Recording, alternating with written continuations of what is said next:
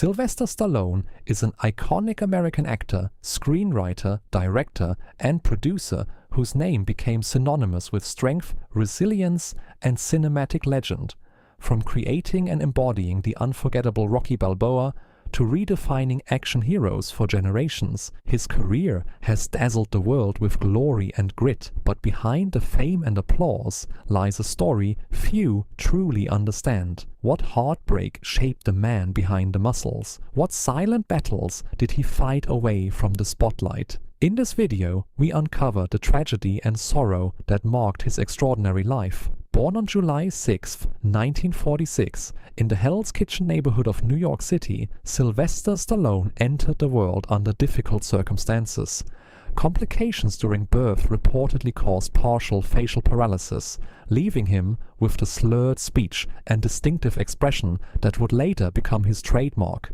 In the 1950s and early 1960s, while attending schools in New York and later in Philadelphia, he was often misunderstood and underestimated. Yet those early challenges quietly shaped the discipline and emotional intensity that would define his career. By the late 1960s, Stallone was studying drama at the University of Miami before leaving in 1969 to pursue acting in New York City full-time. The reality was harsh. He took small roles in off-Broadway productions and minor film appearances, including a brief part in The Lords of Flatbush, 1974, filmed in Brooklyn. Friends from that period later recalled how he carried notebooks filled with story ideas, often writing late at night in cramped apartments. Financial struggles were well documented. At one point in the early 1970s, he reportedly faced eviction. These years, once spoken about only in passing, now appear as crucial groundwork for what followed. Everything changed in March 1975. Watching the heavyweight championship fight between Muhammad Ali and Chuck Wepner in Cleveland reportedly sparked an idea. Within days, Stallone began drafting a screenplay inspired by an underdog boxer who refuses to give up. Working from a modest apartment in Los Angeles, he completed the script for Rocky in a matter of weeks. Studios showed interest but wanted established stars for the lead role. Stallone insisted on playing Rocky Balboa himself, a decision seen at the time as risky. In 1976, Rocky was released, filmed largely on location in Philadelphia, including the now famous steps of the Philadelphia Museum of Art. The film went on to win the Academy Award for Best Picture in 1977, transforming Stallone into an international star almost overnight. Yet even at the height of success, subtle signs of pressure were visible. Industry insiders later revealed how intensely Stallone pushed himself physically and creatively. Throughout the late 1970s and early 1980s, he wrote and starred in multiple sequels: Rocky II, 1979, Rocky III, 1982, and Rocky IV, 1985. Each filmed under demanding schedules. During the production of Rocky IV, parts of which were shot in Wyoming and Canada to recreate the Soviet setting, Stallone reportedly insisted on realistic fight choreography. Years later, he disclosed that during filming he suffered significant physical strain, including time in intensive care after repeated blows to the chest. At the time, these details were not widely discussed. Parallel to Rocky's journey, Stallone introduced another defining character, John Rambo in First Blood, 1982, filmed in British Columbia, Canada. The role presented a more complex and troubled figure, a Vietnam War veteran grappling with trauma and alienation. Observers have since pointed out that Stallone's portrayal carried a depth that reflected broader social conversations unfolding in America during the early 1980s. The character's emotional vulnerability, initially overshadowed by the film's action elements, has been reassessed by critics in recent years as one of Stallone's most layered performances. The late 1980s and early 1990s brought fluctuations in box office reception. Films such as Cobra, 1986, and Tango and Cash, 1989, reinforced his action hero image, yet some projects received mixed reviews. Behind the scenes, colleagues have described a man determined to adapt to shifting audience tastes.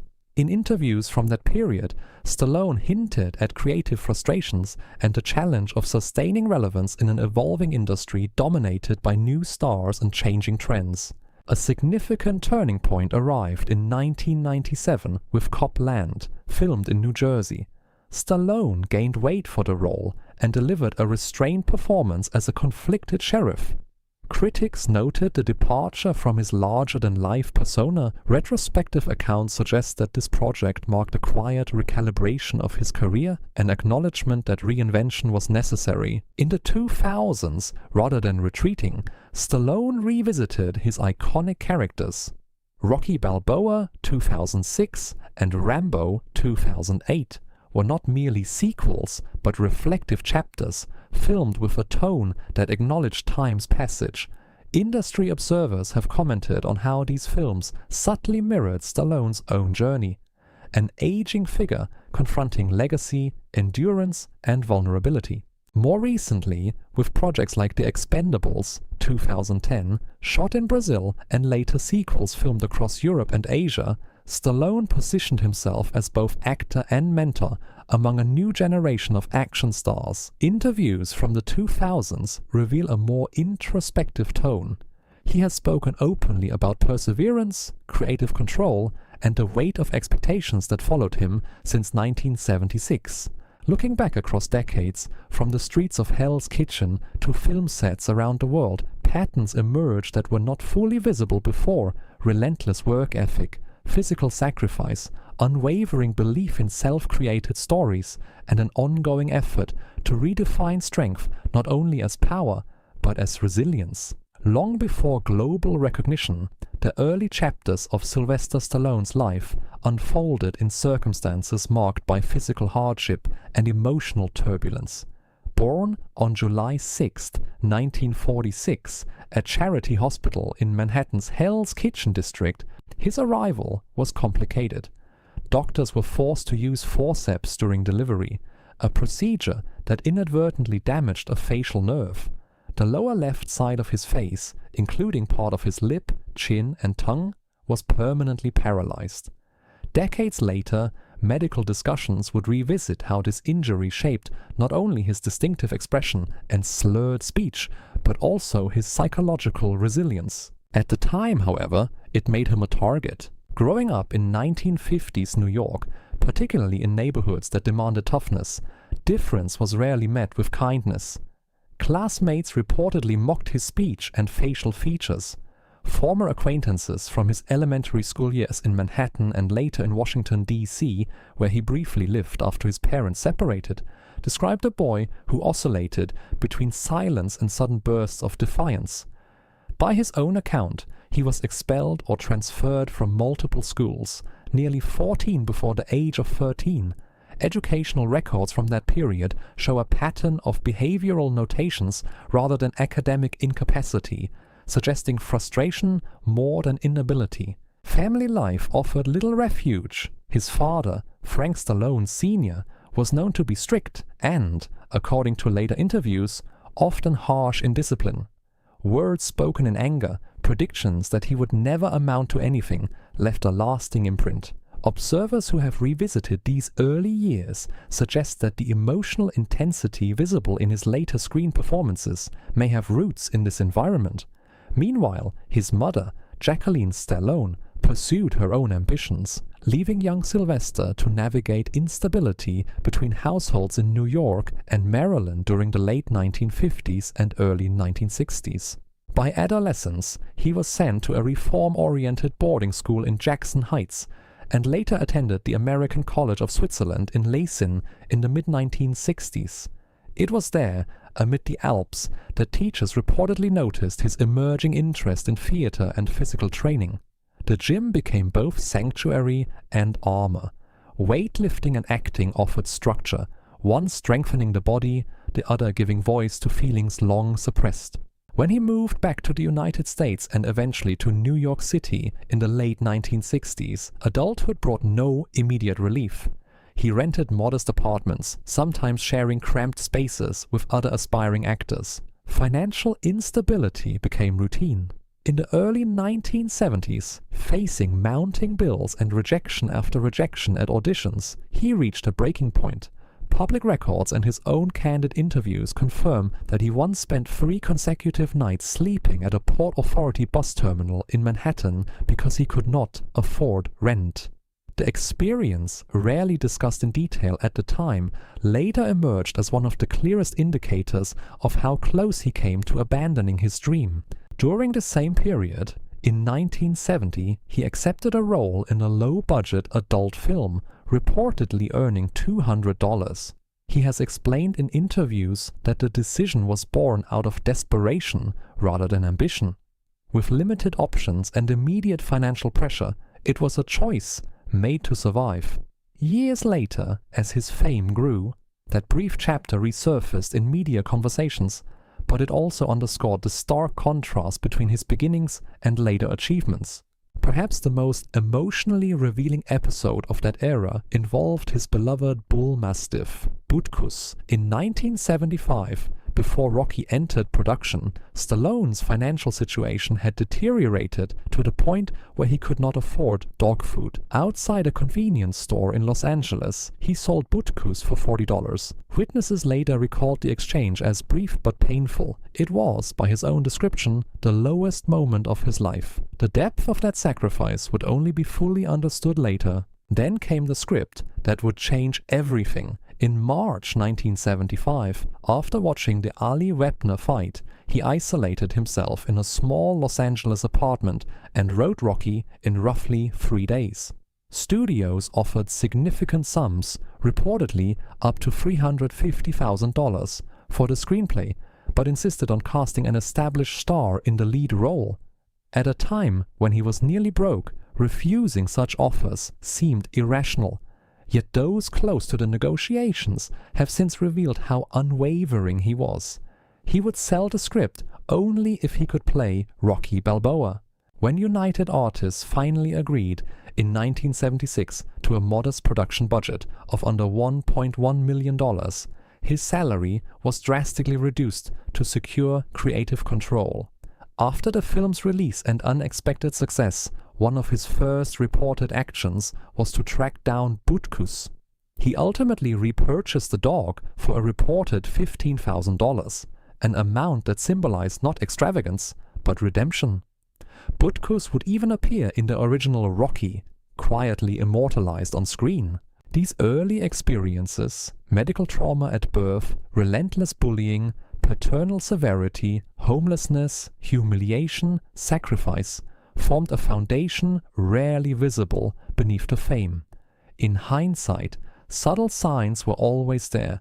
The guarded interviews of the late 1970s, the fierce insistence on self-authorship, the recurring theme of underdogs in his storytelling.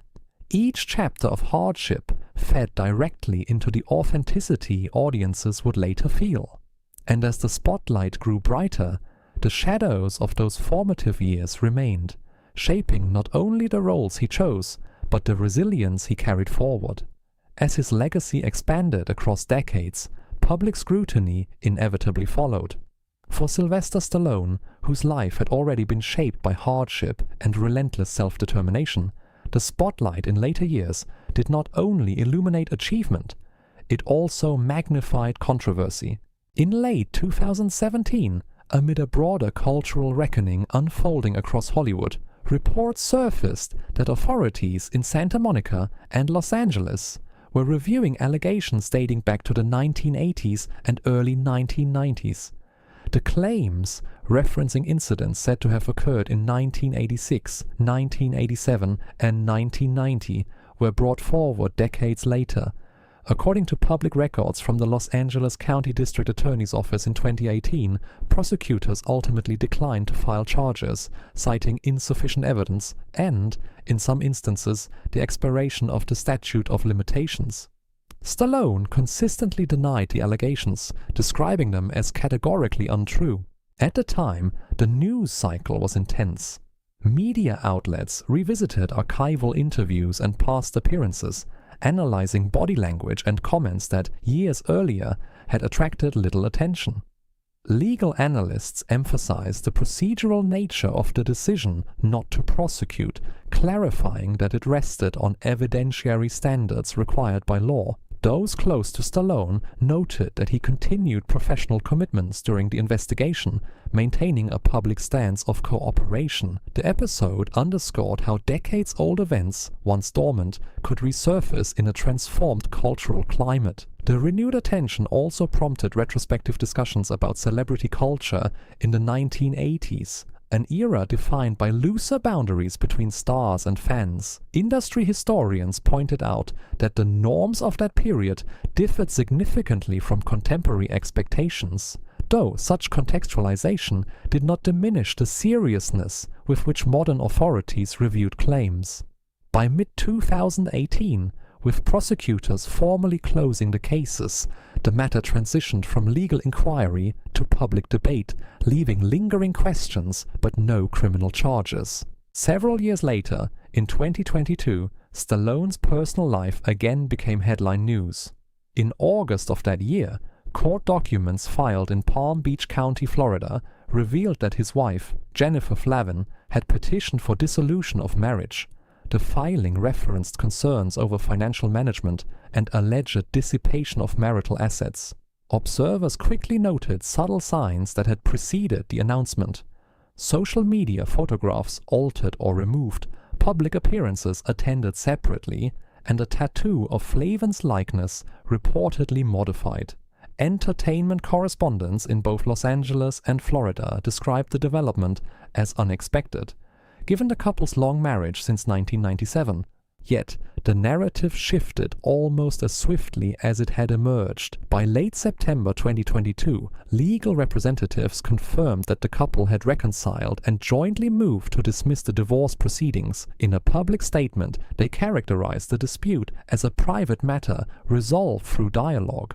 Sources close to the family suggested that mediation and direct communication had played a decisive role. The rapid reversal transformed what initially appeared to be a definitive split into a moment of recalibration, illustrating the complexity of long-term relationships under public scrutiny. Most recently, in early 2024, controversy again surfaced, this time connected to the production of the television series Tulsa King. During filming of its second season in Atlanta, Georgia, allegations circulated online suggesting that background actors felt uncomfortable due to remarks reportedly made on set. A casting company based in the Atlanta area publicly stated it would no longer collaborate on the production, citing concerns about workplace atmosphere. The claims quickly spread across entertainment media platforms. Across these episodes, legal investigations revisiting decades-old allegations, a high-profile but short-lived divorce filing, and on-set disputes in Atlanta, a pattern emerges not of criminal conviction or proven misconduct, but of the intense examination that accompanies enduring fame. Each controversy unfolded within a specific cultural and legal context. The post-2017 accountability movement in Hollywood, evolving standards of marital transparency among public figures, and heightened sensitivity to workplace dynamics in the streaming era. What is striking, viewed in continuity with his earlier life, is how public challenges have repeatedly intersected with moments of professional momentum. During the 2018 legal review, Stallone was involved in franchise projects that continue to draw audiences worldwide. In 2022, even as headlines speculated about marital dissolution, he remained engaged in film and television development. And in 2024, amid debate surrounding Tulsa King, production schedules advanced across Georgia sound stages. Colleagues interviewed over the years have often described him as intensely private, despite global recognition, a paradox that may partly explain the shockwaves that accompany each revelation. Subtle indicators, guarded interviews, carefully measured public statements, selective social media presence have long hinted at a preference for controlled narrative. When that control is disrupted, the reaction is amplified by decades of cultivated mystique. The trajectory of these controversies does not erase achievement, nor does it exist in isolation from it. Instead, it forms part of a broader portrait, a public figure whose life has unfolded in cycles of ascent, scrutiny, clarification, and continuation. Each chapter adds complexity to a story already shaped by adversity, ambition, and reinvention, ensuring that attention, whether celebratory or critical, rarely drifts far from his name. Before the premieres, the red carpets, and the global recognition, the life of Sylvester Stallone unfolded through instability that would have quietly broken many others. When his parents separated in 1957, he was just 11 years old. Court arrangements led to periods of separation from both father and mother, and for stretches of time he lived in foster care placements in Maryland and later returned to New York. Former classmates from those transitional years recalled a boy who seemed perpetually on edge, quick to defend himself, reluctant to trust. School records from the late 1950s and early 1960s reveal a pattern of disciplinary transfers. He attended institutions in Silver Spring, Maryland, and later in Philadelphia after moving to live with his father. Counselors reportedly described him as distracted and combative. One career advisor allegedly suggested that his prospects were limited to manual or mechanical work, even remarking that he might be suited to operating elevators in large buildings, an assessment that, in hindsight, reflected how narrowly adults viewed him at the time. What few recognized was his growing fascination with performance. He would imitate film scenes in front of mirrors, studying actors' gestures, testing expressions against the paralysis that shaped his face.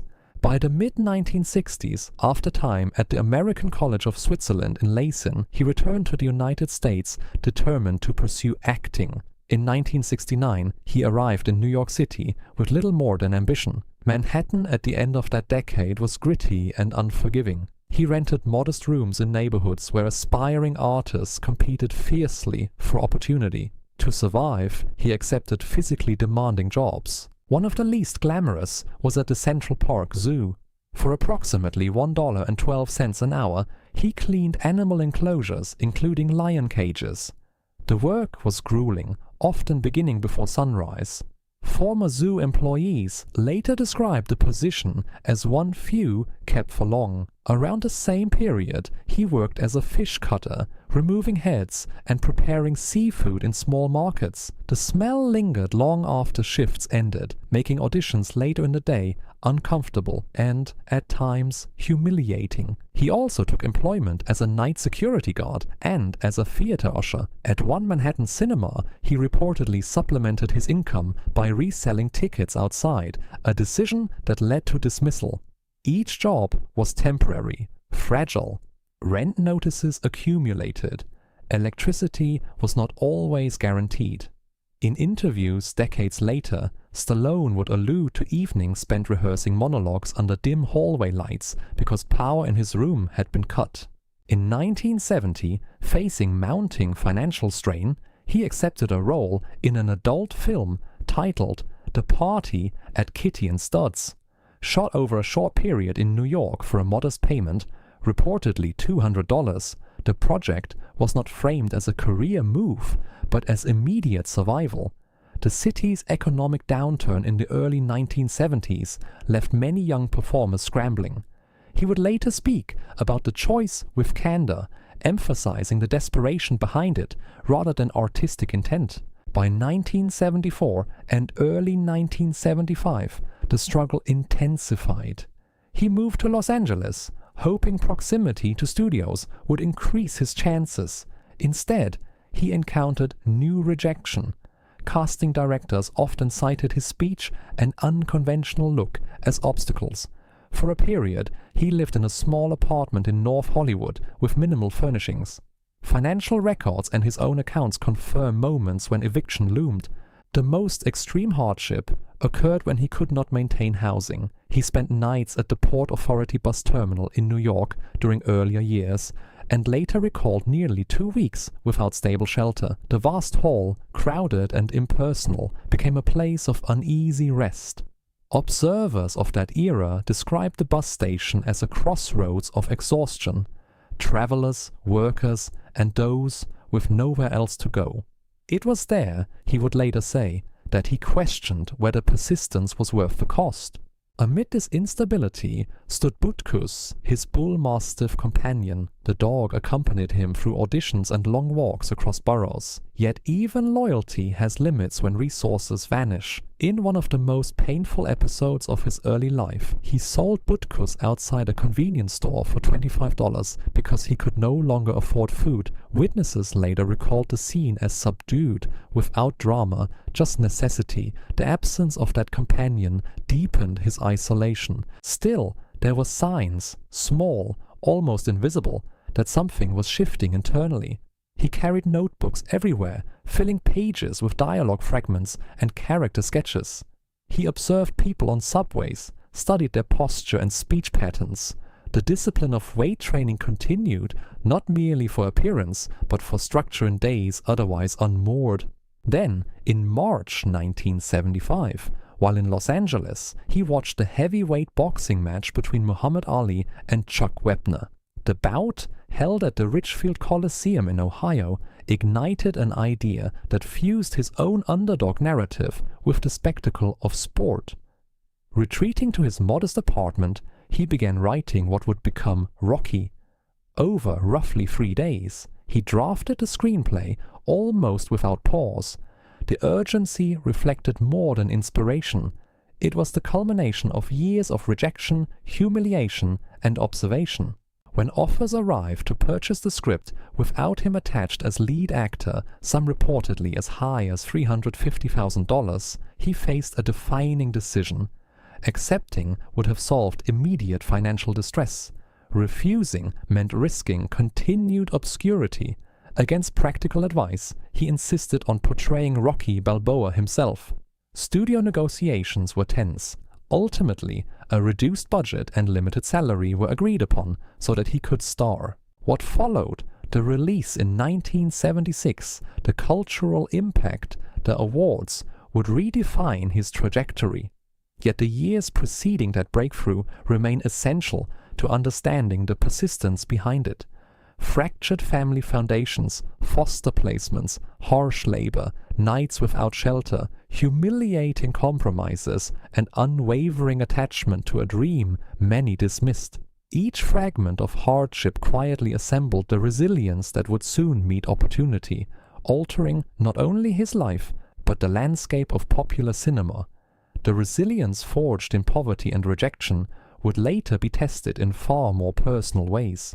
For Sylvester Stallone, the years after global fame brought not only professional milestones, but profound family loss that unfolded under the glare of international attention. On July 13, 2012, tragedy struck in Los Angeles. His eldest son, Sage Stallone, was found deceased at his home in Studio City at the age of 36. Initial speculation in several media outlets suggested possible substance involvement, fueling intense public conjecture.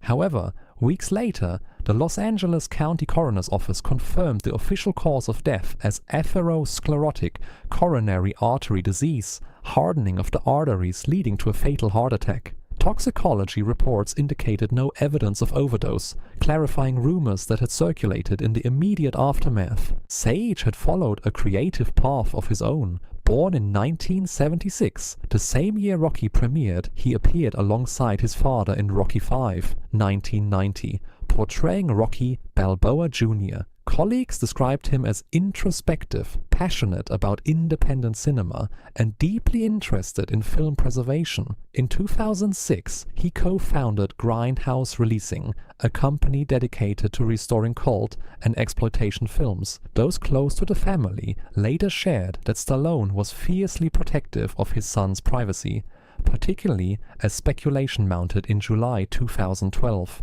Public statements released at the time emphasized grief over rumor, urging respect during mourning. Observers noted that Stallone withdrew from several public engagements in the weeks that followed. During a press appearance later that summer for The Expendables 2, filmed partly in Bulgaria, his demeanor appeared subdued. In a statement carried by multiple outlets, he described the loss as a pain that would remain indefinite. asking for compassion for a parent burying a child. The quiet gravity in his voice marked a stark contrast to the larger-than-life characters he portrayed. Just 1 month later, in August 2012, another blow followed. His half-sister, Toni Ann Felitti, passed away at age 48 after a prolonged battle with lung cancer. The proximity of the two deaths, July and August of the same year, compounded the emotional weight. Family acquaintances later described that period as one of profound stillness inside the household, a time when private sorrow eclipsed public life. Though less publicly known than her brother, Toni Ann had pursued music and maintained close ties with the family. Years later, in September 2020, Stallone faced another significant farewell. His mother, Jackie Stallone, died at the age of 98. A vibrant personality known for her work in astrology and for her own appearances in media, she had remained an energetic presence well into her later years. Her passing marked the end of a generation. In reflections shared publicly, Stallone described her as fearless and uniquely spirited, someone whose belief in strength and individuality had shaped his outlook from childhood. Even at 98, her absence created a void that extended beyond age or expectation.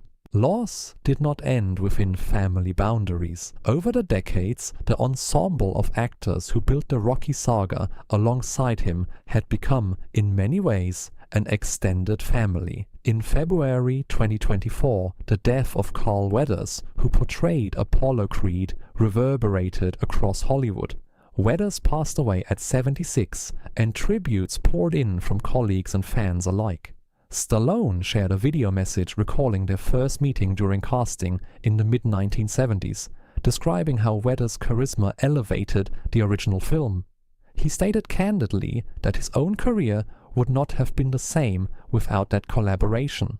The words carried the tone of a man revisiting formative memories, acknowledging the shared risk they once took on a modestly budgeted project in Philadelphia. Only months earlier, in October 2023, another familiar face from the franchise had been lost. Burt Young, who played Paulie, died at 83. Young's portrayal of the flawed yet loyal brother-in-law gave emotional texture to the series. Stallone publicly referred to him as a remarkable artist whose authenticity anchored many scenes. Their on-screen arguments and reconciliations had mirrored real-life camaraderie forged through long shoots and evolving scripts. The earlier passing of Tony Burton in 2016 had also marked the gradual fading of the original ensemble. Burton's character, Duke, served as a steady presence through 6 installments of Rocky. Industry colleagues have observed that as these figures departed, each loss represented not only friendship, but also the closing of chapters in cinematic history. Through these years, from 2012's devastating sequence of family deaths to the recent farewells of longtime collaborators, the public glimpsed a quieter dimension of Stallone's life. Interviews grew more reflective. Social media tributes replaced promotional bravado. The pattern that once defined his narrative, underdog persistence, took on a new meaning in the face of grief. Behind the enduring icon stood a father, a brother, a son, and a friend, navigating absence while continuing to work under unrelenting public visibility. Looking back at the long journey of Sylvester Stallone, we see more than a legendary action star. We see a man who endured rejection, poverty, public scrutiny, and heartbreaking personal loss, yet never allowed pain to define the final chapter of his story. Behind the fame is a father who grieved his son, a brother who mourned his sister, a son who said goodbye to his mother, and a friend who honored those who walked beside him for decades. His life reminds us that strength is not the absence of sorrow, but the courage to keep moving forward despite it.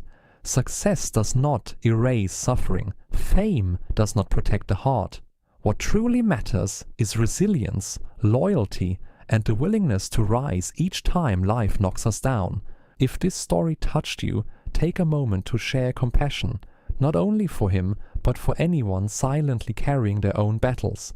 Let his journey inspire you to value family, Cherish friendships and never give up on your dreams, even when the odds seem overwhelming. Please like, share and subscribe to the channel so we can continue bringing meaningful stories that remind us of humanity behind the spotlight. Together, we celebrate perseverance, empathy and the power of hope.